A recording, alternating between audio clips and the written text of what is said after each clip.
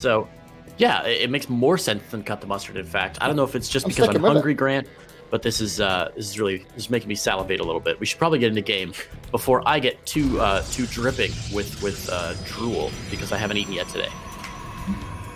Our first player in the bottom right, playing for Clan 3D, representing Russia and looking to cement himself as someone to get through this group. The Protoss player is Cougar. And his opponent in the top left-hand side, the hero of every online cup that's ever been played. It's our red Protoss player from Poland. His name is Gerald. Player we see... No, continue.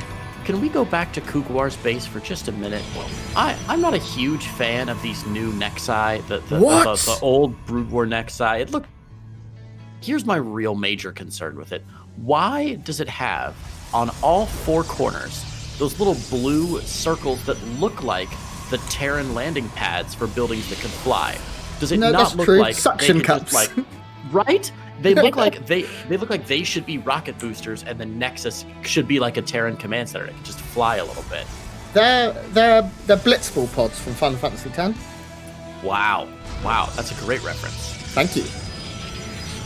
This game so far, both players are going double gateway. On Death Aura here, we don't see too many gate expands, seeing that more on some of the other maps, more Eternal Empire, stuff like that. We do have both pylons going down at home. Is it PvP? I don't think so. I think legally it doesn't count as a PvP if all the pylons are in the main bases of people. No, it doesn't count. No, it does look like all the tech is going to be very standard here. No proxies. Honourable macro Protosses. That's what Gerald and Cougar are going to be this game, and I respect it. Double Adept coming out here from our blue Protoss. Our red Protoss Gerald is going for Stalker, which is, I like Stalker here, especially against Double Adept. I feel Stalker, as long as you don't mess up, can come out ahead because the Adepts are never really going to get too much done. Yeah, nicely done by Cougar to drop that sneaky little pylon. Just going to use it to spot what pops out of his opponent's gateways there. We'll know what's going on. We do finally see, you may have said honorable macro game a little bit too soon, Brant, because we do now see a Stargate going down in the main base of Geralt, but proxy for Cougar here. Now, Grant, who does that give the advantage to if we see a proxy Stargate versus an in-base Stargate at almost the exact same time? I like what Geralt has done. Now, Geralt has been also, he's still in the main. He has not seen any tech. He has not seen a Nexus. He knows something is up. And the only thing typically proxied this late is a Stargate. So I think as long as he gets a battery, probably sort of by the cybernetics core in that sort of angle, he should be okay. Is it going to be proxy Void Ray is my question. And I'd like to see a Void Ray come out from Geralt as well. I think an Oracle here is big brave. It's been seen. That's really largely brave, especially with that Stalker already there from Gerald. Gerald has got 4 Stalkers on the map now? Already 4 Stalkers on the map. Got an Oracle of his own, and since he's already got a shield battery down, this simply isn't going to do anything from Cougar. It's a big risk that he's taken, and it's simply not going to pay off. In fact, this pylon might actually go down just before the Oracle. No, it's going down. It's going down. Bruno runs out. Oh, that's such a big loss here. At the other side of the map, what is this? A cybernetics core block and a pylon block here to stop the Nexus from going down. Cybernetics cores take so long to kill, even as they warp in. I love to see it. And we also have Geralt now just moving out. He's feeling very confident. His Nexus is down. He has the Stalker advantage right now, so he can go 4-1. There's no battery, is there? Okay, there is a battery here for Cougar. So Cougar's not going to die. He's also he's going to try and repower. No, he's not. He gets caught. Oh, he's going for it still. Oh, he's going to go for it. Wow. This is such bold play from Cougar. Nothing seemingly going right for him in this game. We'll see if he can repower the Oracle and maybe find some stuff. But the Oracle from Geralt's found some play already in the main base of Cougar. 5 kills and no hull damage taken on that Oracle. That's such a huge win for our Protoss player in red, putting him now up on workers by about 6 and even up on army supply. I mean, this is just too good here from Gerald. He is so far ahead this game, Grant. Yeah, units lost. Usually he lost a pylon. He's killed 6 probes, an adept, and 2 pylons. I mean, you can do the quick math yourself here. Blink is on the way for Cougar, but behind this we already have a A forge on the way here for Gerald. He hasn't added down a Robo just yet, which would probably put him in the best possible position. But as long as he gets his +1 pretty quickly, he's going to have dramatically more Stalker numbers. This Oracle's still alive as well, posing a big threat. Hasn't been able to drop down any stasis traps or anything. Phoenix here to make sure if the gateway was repowered, now it's going to happen. And Blink also on the way here for Gerald. I just think he's so ahead right now.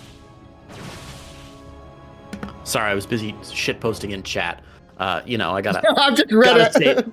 Gotta stay busy with that kind of stuff. The Stargate from Cougar never repowered. This Oracle from Gerald being so valuable, Grant. And even though Cougar is slightly ahead on his Blink, his +1's behind. Look at the work. He's yeah, I was gonna say 9 workers behind. Make it 11 workers behind. The question to me is, is it worth it for Gerald to go ahead and grab a 3rd base, or does he just stay on 2 and try and push from there? He doesn't need to get a 3rd just yet. He's now only just starting to get to the point of saturating. I certainly think when push comes to shove, he will be able to take a 3rd. Probably in about 45-ish seconds. He's adding on a couple of extra gates first. He wants to make sure he's not going to die to anything. He does have the Oracle that has been sharking a lot and has been checking out some of the 3rd base positions. Blink has now been given away as well, so he'll feel pretty confident that he just has more. And when you have more, there we go, yeah. At about the time... I said 45 seconds and it was 6 minutes. Come on. Drop it at 6:45. Make me seem like a beast. That's going to be earlier. Damn it. Hey, 10 seconds. You know, that's not too bad, man. That's not too bad at all. Phoenix on patrol here for Gerald, just saving his south side of his base, but we won't see Cougar being able to take advantage of his Blink upgrade being a little bit faster. You can see, of course, he's got nothing back home. Oh, even that probe getting sniped down. This Oracle with 6 kills is not just good because it's got 6 kills, but it's been keeping an eye on Cougar's main base the entire time. I mean, everything is coming up Gerald this game, and I don't see... I mean, it would take a massively misplayed fight from Cougar to really make this work. I mean, the Stalker count alone, 15-7. Yeah, Robo is down for Cougar, and if he can start pumping out Immortals and maybe move into Disruptors quicker, there's always potential in PvP, but and I heard Ravi say this yesterday actually, in PvP it's a matchup where if you get an inch, you can take a mile. Once you're ahead, it's very hard to fall back behind. Disruptors really being the only big holy shit moment that'll bring you back in. I do want to take a second quickly, guys. If you do !casters, that is wrong. Canning is not here. He is in his practice cave, in his practice cocoon, getting ready for DreamHack NA. It is me, Grant, with Creighton Olsen. Follow Creighton Olsen. Fuck Canning, but don't actually, because I love him. Well, I mean, you know what? We'll talk about that later, Grant. First Immortal coming out from Cougar now, but +2 about halfway done from Gerald, and he's just going to go ahead and push. I don't know, Grant, do you like this move out from Gerald? Yeah. It feels a bit premature to me, but he does have an awful lot of army supply. Yeah, I mean, it's 22 Stalkers to 7. The Robo was put down and then only ever used for an Observer, so, I mean, money just hasn't been spent in the same place. Blink is done for both. +2 not being done is a little bit not great, but the Blink forward, 1 Immortal is out, but that Immortal is going to say night-night pretty darn quick. There's just way too much here for Gerald. A Phoenix comes in, that one that's patrolling to lift the Immortal, and with that will be all she wrote. Nothing left. Even a Super Battery isn't enough for this amount of Stalkers, which will one-shot. And of course, the pylon unpowering everything. Man, Blink forward. Grant, I can't think of a specific example right now, but you know that trope in a movie where like one of the main characters or one of the side characters like almost dies or something, is out of action at the beginning of a game or at the beginning of a movie, and then at the very end of the movie they come back and stab the bad guy in the side so that the main hero can pick him up and murder. I feel like that's what that Phoenix was like. He'd forgotten about it the entire movie, and then at the very last fight he came back and he was like, I gotcha. Oh jeez. Not that he needed it. He could have won the fight without the Phoenix, but it was a cute touch. It was, yeah. And I mean, that's a super controlled, well executed win from Gerald. Of course, he did scout that proxy, and that ended up being massive because there was a possibility he would have taken 5, 6, 7 drones, probes worth of damage, which never went down. So Cougar getting a little bit unlucky, but I think Gerald's scouting just impeccable. He's looking very strong so far in DreamHack 4. But we'll have to see, man. Map 2, Everdream, nice big map. Possibility we see some one gate expands and a little bit more macro-oriented play. Let's do it. You know, Grant, I made fun at the GSL qualifiers that I cast They do all the qualifiers are on the same 3 maps. So you always had Eternal Empire, Everdream, Death Aura. Death Aura? and I made fun of it at the time. I was like, man, why would you have an event where you play the same 3 maps over and over again? How boring is that? We have a whole map pool, and now the players are doing their actual vetoes. It seems like every single series, Eternal Empire, Everdream, Death Aura. That's ridiculous. Well, let's hop into game number 2 here, spawning. In that top right-hand side in the blue, it's our Russian Protoss player representing the 3D clan. A combination of both a Cougar and a Jaguar. It's Cougar. What a sick name. And his opponent in the bottom left, naming himself after someone extremely overrated. Yeah, I said it, the Witcher games suck. He is the red Protoss player from Poland representing Exxon. It's Gerald. It's okay, Grant. At least you have an opinion on them. I've actually never played any of the Witcher games. You've not missed out. Not missed out. Are they on PC or are they just console? No, PC. Okay. Interesting. Because I'd see the other one that I thought about was I've never played Red Dead Redemption 2. Me neither. But it was apparently it came out on console first and then I PC. think it's out on PC now. Right. I don't really know. I thought about grabbing it, but I just saw a picture of a guy with a giant, amazing mustache, and I was like, that's my kind of video game. A game where mustaches are that important. I'm on board. But obviously, I don't need to buy either of those games because I have StarCraft, Grant, and that's a game that's kept us busy for 10 years now. So really, if you're looking for return on investment, it's about as good as it's going to get. That's time we're never getting back, Creighton. Now, double gateways here from both. We didn't see any. We have seen a couple of Protosses moving into one gate expand and going for a quicker Void Ray or something like that to defend, whilst their expansion's a bit quicker. But we're seeing very standard openings here from both. As for where pylons are going down, we'll have to keep an eye because I believe a second pylon's gone down at home for both players. What is this? Yeah, I don't know, Grant. It makes me uncomfortable, both physically and mentally, to see Protoss players building everything in their main bases. I don't know what the hell they think they're doing or who they think they are, but they really do need to take a look at what's happening in StarCraft overall and really stop and think about their lives a little bit because they ought to be ashamed. They ought to be ashamed. I agree. Probe will go down here. At one side of the map, Gerald did manage to keep his alive, and he is moving into possibly a slightly interesting position here, but it does look like he's going to be hunted down. Nice scout here from Cougar, and I do think Gerald would actually consider and go for a proxy himself. He did instantly throw it down at home, but no tech yet from Cougar. Yeah, I think Gerald was actually going to go for a proxy pylon there. It looks like he's just trapped his Stargate back in the main base. I'm not sure what he was going to proxy besides just the pylon, but interesting choice from Gerald to just let that go by. But a good snipe from Cougar all the same. I feel like last game we could have summed up the entire game by saying, oh, bad luck for Cougar. Yeah. Because Gerald really just got some nice rotations on him, some nice scouting patterns, and had very fortuitous exchanges the entire game. So it's nice to see Cougar getting a little hit of luck there, preventing Gerald from doing that proxy pylon down. And now both players expanding about the same time. This game a lot closer than the previous game was around here at the 3-minute mark. Still no tech from our blue Protoss player. That's crazy. Finally a Twilight Council goes down. Okay. And I don't hate this, but he needs to defend now. He can't take any damage from the Oracle. We may possibly see 2 Oracles come out here. If Geralt wants to commit, he may add a Phoenix as well, just to make sure he is safe. Because one thing Geralt hasn't managed to do is scout anything. He really doesn't know what he's playing against. He knows there's a natural nexus, right? But he hasn't been in the main for quite a while. I think the same can be said at the other side of the map. Now, Geralt's first Oracle coming out. Behind that, we see a Twilight Council and a Forge coming down for him as well. So really, the only difference is there's 1 Oracle. Apart from that, we're seeing the same stuff. Yeah, are there any shield batteries in the main or natural bases of Cougar? Nothing in the natural there, nothing in the main either. So what Geralt's going to try and do is use those Stalkers to draw the Stalkers of Cougar out of the main base, and then go ahead and move the Oracle up into the main base and do some damage to the mineral line. And I think that's exactly what he's going to do here. He's got 4 Stalkers. Cougar's not taking the bait, though. Very smart by Cougar not to go down and try and follow that. This Oracle will sneak in, but it should get driven right away by those Stalkers. Yep, yeah, nicely very done nice by Cougar. defense. Yeah. And this is what he needs after game 1. You just need to get stuff sorted out and make sure you play very safe. If you have a couple of Oracles, they are dangerously far forward here. They will go down, but also take a couple of Stalkers with him.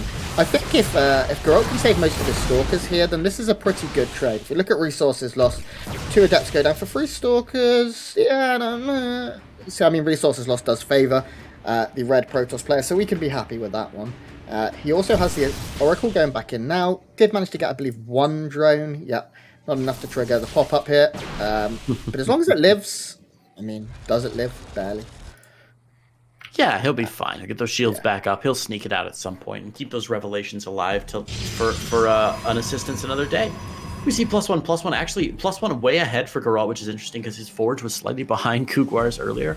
So Cougar maybe just a little bit distracted, maybe a little bit dismayed, maybe a little bit dismembered, maybe a little bit dislocated by what Gerald's been doing with the pressure on his natural base and the Oracle in his main. So that slowed down his +1 just a little bit. Just like last game, though, Blink slightly ahead for Cougar, but I don't think it's really going to matter this game, Grant. Just like it didn't matter last game. These guys playing very, very passively so far. Yeah, it looks like we'll be moving into third bases pretty soon at around the same time here. Robo's going down for both players. Blink has completed here for Cougar. Gerald's only around 30-40 seconds behind. As you said, upgrade is quicker here for Gerald, but he's not moving out. He looks like he is going to play this one out a little bit more. We've not seen either player make many more gateways here. Although, yeah, no, they're both going up to 4 off of 2 bases, and we will see thirds across the board. Yep. Robo just finishing up for Gerald. This is the first observer coming out from him, but the observer for Cougar already out. So this is what we saw last game, where Cougar had a slightly earlier Robo, and of course last game he did get the Immortal out, whereas Gerald skipped the Immortal completely.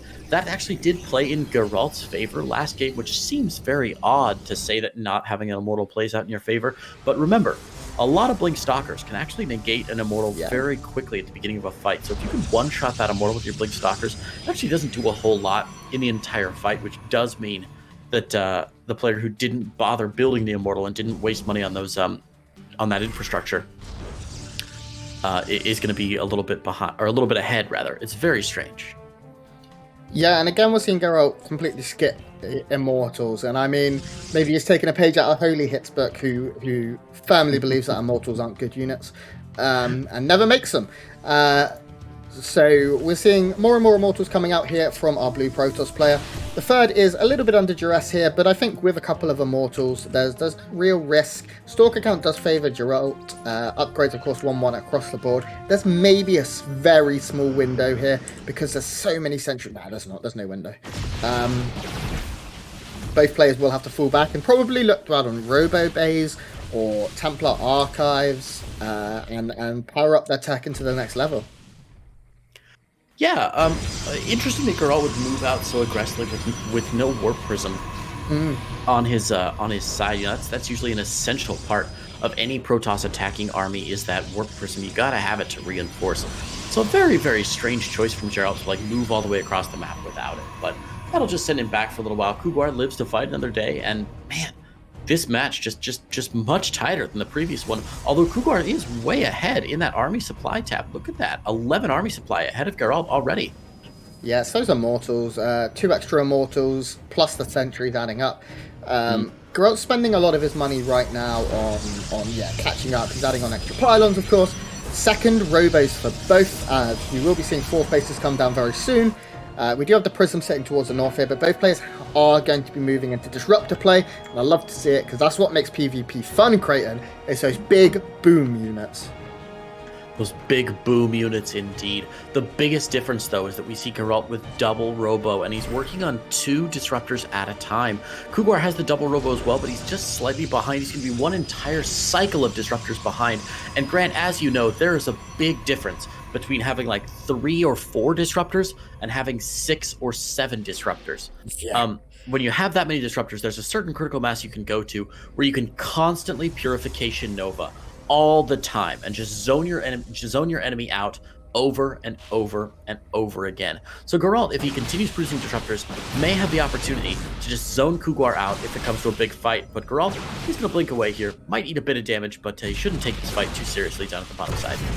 Yeah, neither player have really committed to anything yet. They both want to get their 4ths up. We see Dark Shrines coming across, and we will see Shadow Stride as well. Gosh, that was hard to say. as a mod has just timed me out in our own chat, Creighton. You got timed out in our own chat? Yeah. Wow, that's hardcore, Grant. That's really hardcore. I didn't even swear. Gotta be very impressed to get timed out by your own mod when you're the caster of the event. I know. Well, four disruptors out for Gerald. Only two, but two more about to finish for Cougar here. So the disruptor count actually going to be evened up. I thought it might be a bit of an advantage for Gerald, but it's not going to be the case. Yeah, Shadow Stride coming down now for Cougar, not for Gerald though. So the DT is going to be a little bit more effective for Cougar if it comes to that. But really, we're just finding ourselves in what could be a really interesting Protoss mid game here. Oh my God, great my blink heart. by Cougar there at the last second. My doctor cannot recommend this game. It's got to be dangerous for my heart health. Yeah, I agree. These last second blinks, I can't do it. Gravitic Boosters is finishing up here, so we can get some speedy observers moving across the map. That, of course, is not Gravitic Drive, which is for Warp Prisms. You can see the Observer now moving like a Ferrari. Like all Protoss units these days, they've got to get quicker and quicker. Disruptor numbers are going to be very important. They're very even right now. Now, a downside here for Cougar is he has sentries. Disruptor picked off. That's a big pick off here. Stalker numbers looking pretty good for both. But it does look like, yeah, Gerald has more, but he just threw away 2 Disruptors with some miscontrol with the Stalkers, though. There's no blink. Oh my God. These guys playing with fire, but it looks like Gerald just finds some damage. Meanwhile, we have this big warp in the main, killing every worker. DT's killing all the tech, and DT's coming back in here for Cougar as well. But I think damage may have been done here, Creighton Olsen. Yeah, it's like one of those classic fights where we were watching the main fight, but the real damage was happening on the other side of the map, right? That damage and the income damage that Gerald was doing to Cougar is really what's going to matter in not just the short game, but the long game as well. So he will finally get cleaned up in the main, but 14 probes going down is humongous. Gerald now 10 probes ahead, and even though the players are even on bases, it's going to mean that Gerald is in such a much stronger position over the course of the game. He did throw away a couple of his extra disruptors, but he still has 5 disruptors to the 2 of Cougar. And Cougar is going to have to hope that his DTs can get some big money moves at some point this game. It just seems like a bridge too far, as Gerald should be ready for this. Although Gerald has no observers on the map right now. That's wild. Oh, he has 1. Oh, it just popped. Yeah, just popped. So adding in a couple of observers will allow him to push back Cougar, who has had observers across the map all game at sort of key junctions, so he can try and get a bit of information. Bit of a stalker fight here. One big thing to be considered right now is that Gerald has started his +3. Cougar not even close to doing so, as he had to replace so many of those vital units and his Twilight Council in order to be able to start +3, which I didn't even consider. We do have a Zealot run by queued up. We also have a few DTs being chased. But yeah, Stalkers are going to do a good job with him. Ooh. I love the double observer on top of the DTs where they're like, no. We know. Not only do we know where you are, we know where you are twice as efficiently. Cougar trying to get some damage done there, but Gerald blinks away at the last minute here. Disruptor ball's going all over the place, but it looks like everybody's going to be able to dodge everything. Disruptor's completely negated this time around, but Gerald set up really well here with a Zealot run by, ready to go into the 3rd base. And 5th base is down for these players at very similar times. So again, we're still going into the long game, but the army supply really tells the story right now, Grant. 122 to 80. Yeah, I mean, it's a pretty massive advantage with +3 only being around 1 minute off as well. But this is now the stage of PvP where things can happen. I said in the last game where it's very difficult in a mirror matchup like this one when you are behind to come back. But this is the stage of the game where that is not the case. You see, even now... Oh my God, I don't know what's happening. Oh, that was really good. Man, it becomes this crazy dance you have to do where you can't blink too early because you don't want to get caught without your blink later. But of course, you can't blink too late because then you get destroyed by other disruptors. So nice shots there from Gerald. Again, Cougar eating massive damage. The army supply graph just way in favor of Gerald more than ever in the entire game. DTs are nice. That does mean Gerald's going to have to move one of his observers over. But he's warping in 10 DTs of his own.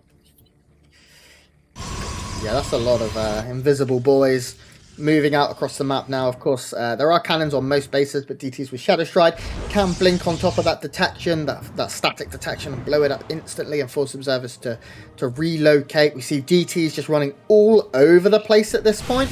Like, it's really hard to keep up with, guys, so I'll try my best observing, but I'm going to miss stuff. That's all right, Grant. Observing is tough anyway, especially if you're also casting. I don't think people appreciate how tough it is to try and keep around this. This is great. One observer going to make all the difference here for Cougar. Gerald's DT is going to get driven away, but we'll see if these players can get anything done. Gerald looks like he's pushing into the fourth base rather, to maybe try and do something. Shield battery overcharge already being used preemptively there for Cougar. I think he's a bit nervous here. Yeah, that's a very key trigger finger that he had there. He blew it the second the Stalkers even showed their faces, and it's quite a long cooldown now to be considered. Of course, it does go across all of the Nexuses, so we can see now it's still not even halfway back from coming back, and we do have a bit of a push in right through the middle of the map. We definitely do, and Gerald's going to go really aggressive here. The Disruptor's way out of position, but the Stalkers are as well. Not great splitting there from Gerald. Cougar actually getting some decent shots, but oh, the Disruptor shot barely missing there as well. Still, such a crazy back and forth between these two players. Cougar actually ahead on army supply there. Gerald taking a terrible, terrible fight. And Cougar has 92 workers, and he's adding on more Stargates. It may be both players adding on more Stargates. Oh, God, this is going to be an hour-long game. Good. Good. I hope so. That's what we're here for, Grant. Fleet Bacon going down for Gerald. The DT's forcing another cancel. That might have actually been a kill there on that phase. Wow, goodness gracious. DT's going to get caught by the Disruptor. Beautiful Disruptor shot there. Remember, Disruptors can injure any of your own units, but not other Disruptors. So it's actually really smart by Gerald to move his Disruptors on top to body block those DTs from going anywhere, and then use a Disruptor shot to blow them up. We'll see if he can get the Disruptor shots he needs here. So far, just using them to zone out his opponent and maybe pick down... Ooh. Nice. Nice. More Disruptor shots going down. This is crazy. Back and forth. And now Gerald is on a huge Disruptor advantage. 9 to just 3. I'm not sure if it'll come down to anything more than Disruptor shots this game, but so far, it's looking like they have been a huge factor for Gerald. And any supply difference in this game right now is purely workers. Cougar is going to have a lot of money. Possibly too many workers for the amount of bases he has. Yeah, he's oversaturated here, not there. Not there. Okay, so he's really not mining as efficiently despite having 90 workers plus. He's going to lose a couple to, I believe, a run by somewhere. We also have a fight going down the middle. Oh my god. That Disruptor shot killing like 10 Zealots, but that one's even bigger. Cougar's, in terms of Disruptor control, may be playing slightly better here than Gerald. Certainly in the last 5 minutes he is, that's for darn sure. Gerald was doing really well at the beginning of the game, and now Cougar's had a couple really, really nice Disruptor shots. Again, the bad news could be, of course, that the Disruptor count's still slightly in favor of Gerald, and the real bad news is that Gerald has got his air army already rocking and rolling. We saw both players adding on a couple extra Stargates earlier, but Cougar so far has yet to do anything with those Stargates. Gerald already cranking out some Tempests, working now on carriers and going up to Mothership. And let me tell you, Disruptors are great, but if you don't have anything else... Wow, nice blink. Disruptors are great, but if you don't have anything to deal with carriers and Tempests, you're going to be in a huge bunch of trouble. The scary thing is, okay, I think the Tempests have been discovered. Static defense needs to come down. Cougar needs to identify what it's against and go. He cannot let his opponent get to multiple carriers with air upgrades. This is a real window of opportunity, and you can see it in the army supply. This army that our Red Protoss player has built up is going to get very, very strong in about 3 minutes, but it's not there yet. Interceptors haven't finished. Carrier number still kind of low. This wall cannot complete. I think this is the moment that makes or breaks the game here for Cougar. He has to go.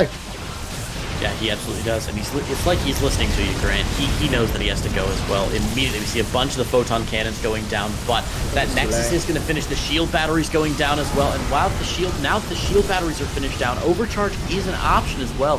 So even though the Disruptor shots might be fairly decent, oh my god, on both sides here, Gerald simply has too much. As we said, Cougar simply failing to transition, and now with Zealots, DTs, and Carriers, a very odd assortment of units here. Gerald's little kitchen sink build is going to pay off, and I think Gerald's going to be in a really strong position now. Fleet Beacon only just now going down for Cougar. Yeah, we're going to see 6 carriers very soon. Yeah, definitely. He needed that a little bit sooner. He wasn't able to identify the tech switch of Gerald quick enough.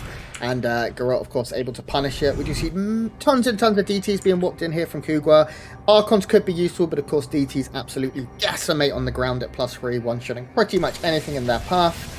If Cougar can buy enough time, there's always, of course, a possibility. This is a very immobile, unagile army here that our Red Protoss player has built up. Tempest very slow, Carriers extraordinarily slow, so there's the possibility, but it's going to be a real tough go here for Cougar. Grant, I know you can't see the army supply graph on your computer, but man, let me tell you, it is a wild freaking ride, man. These players have changed our army supply advantage 1, 2, 3, 4, 5 times this game already. But I think we're getting to the point where there's simply, this is what we were worried about the entire game, is that Cougar has no answer for Gerald right now. And even if those DTs have a little fun on their own, there's just nothing to respond to these Tempest and Carriers. No, I agree, Creighton. I think, unfortunately, shit has hit the proverbial fan here for Cougar. He played incredibly well. This is probably the best we've seen him perform in this tournament so far. Disruptor play specifically was incredible, and I think Gerald actually noticed that, which is why he ended up taking out of it, because he was losing this game for at least a portion of time. As you said, it was swapping back and forth like just like crazy, and now we see there are 3 Tempests being built at a time here for Cougar. A Mass Tempest will work, but upgrades are going to be behind. Everything is going to be behind now for Cougar. DTs versus DTs, I have no idea what's going on there. I mean, just look at the bases as well. Cougar was up in workers, but he's so far down in bases. Our Red Protoss now expanding towards the very, very bottom southeast here, and Gerald's army is just so strong. How many carriers? 7. I love games where you have a show, like this main show, and a side show with like the DTs fighting each other on the north side. So it's like a 3-ring circus where if you get bored of what's going on in the main area, we can always just swap over and check out what's going on with the DT fight to see if that's exciting at all. Luckily, this attack, plenty exciting for all of us. The DTs from Gerald might go down here, but it looks like Gerald's air army is just too much. 8 carriers, and again, even if the disruptors go down, it's not going to be enough.